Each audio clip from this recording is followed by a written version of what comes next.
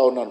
ఎందుకంటే గతంలో మీరు చూసినట్టయితే 2014లో కూడా టీఆర్ఎస్ ప్రభుత్వం వచ్చిన కొత్తలో మాదాపూర్ ప్రాంతంలో అయ్యప్ప సొసైటీ దగ్గర ఇదే రకంగా కొంతకాలం 2-3 రోజులు హడావిడి చేసి కొన్ని నిర్మాణాలు కూలగొట్టినట్టు చేసి మళ్ళీ సద్దుమణిగి తర్వాత వారందరినీ కూడా వాళ్ళ పార్టీలో చేర్చుకొని మరి ఆ సమస్యను పక్కదో పట్టించినటువంటి సంగతి మనం చూసినాం. అదే మాదిరిగా ఈరోజు కూడా ఈ రకమైనటువంటి హైడ్రామా ఏమన్నా చేస్తున్నారా? నిజంగా లేదు, చిత్తశుద్ధితో మేము పనిచేస్తున్నామని ఒకవేళ అనుకుంటే మీ చిత్తశుద్ధికి నేను ఒకటే అడుగుతూ ఉన్నాను.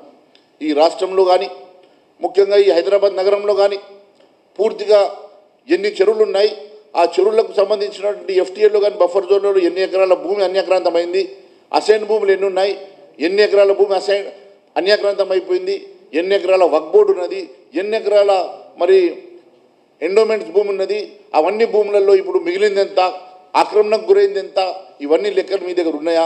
ఉంటే దాని మీద శ్వేతపత్రం ఎందుకు విడుదల చేస్తారని అడుగుతా ఉన్నా.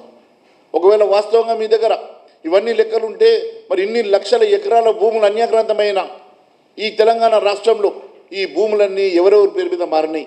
మరి మారితే వారందరూ కూడా ఆ భూములలో ఎవరెవరు అక్రమ నిర్మాణాలు చేసుకున్నారు, ఆ అక్రమ నిర్మాణాలను డిమాలిష్ చేసి ఆ భూములన్నీ వాపసు తీసుకునేటువంటి దమ్ము ధైర్యం ఈ ప్రభుత్వానికి ఉన్నదా అని చెప్పి అడుగుతా ఉన్నాను.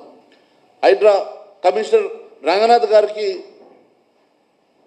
కొత్తగా పోస్ట్ వచ్చింది, ఆ పోస్ట్ మీద ఇంట్రెస్ట్ లేనట్టున్నదని చెప్పి దానం నాగేందర్ గారు మరి చెప్తే వారి మీద కేసు పెట్టినందుకు వారు మాట్లాడితే చిట్చాట్లో ముఖ్యమంత్రి గారు మరి రంగనాథ్ గారిని సమర్థించారు.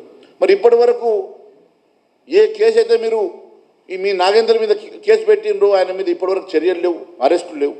అంటే ఈ రకంగా కేవలం ఐవాష్ కోసం మీరు కేసులు పెట్టడమో లేకుంటే అందరూ ఎవరిని విడిచిపెట్టేది లేదు అని చెప్పడానికి మీరు చేసేటువంటి ప్రయత్నం కన్నా నిజంగా చిత్తశుద్ధితో మీరు పనిచేయాలనుకుంటే ఈ రాష్ట్రంలో అన్యాక్రాంతమైనటువంటి భూములన్నిటి వివరాలు, ఈ నగరంలో అన్యాక్రాంతమైనటువంటి భూమి వివరాలు మొత్తం కూడా ఒక శ్వేతపత్రం ద్వారా విడుదల చేసి మరి అక్కడ జరిగినటువంటి కబ్జాదారుల పేర్లు కానీ అక్కడ జరిగినటువంటి అక్రమ నిర్మాణాలటువంటి సంగతి కానీ మీరు వివరంగా వెబ్సైట్ ఓపెన్ చేసి పెట్టుంటే మరి ఎక్కడి నుంచి మొదలు పెడుతున్నారు, ఏవేవి డిమాండ్ చేస్తారు, ఏ ప్రాంతం నుంచి మొదలుపెట్టి ఏ ప్రాంతం వరకు మీరు కంప్లీట్ చేస్తారు, ఎన్ని రోజులలో కంప్లీట్ చేస్తారు, ఎన్ని ఎకరాల భూమిని మీరు ఈరోజు ఆ చెరువు నుంచి విడిపించి మరి కొత్తగా కట్టినటువంటి అక్రమ నిర్మాణాలను డిమాలిష్ చేసి అవన్నీ కూడా ప్రభుత్వ పరం చేసుకుంటారో దాని మీద కూడా ఒక శ్వేతపత్రం విడుదల చేస్తే బాగుంటుంది.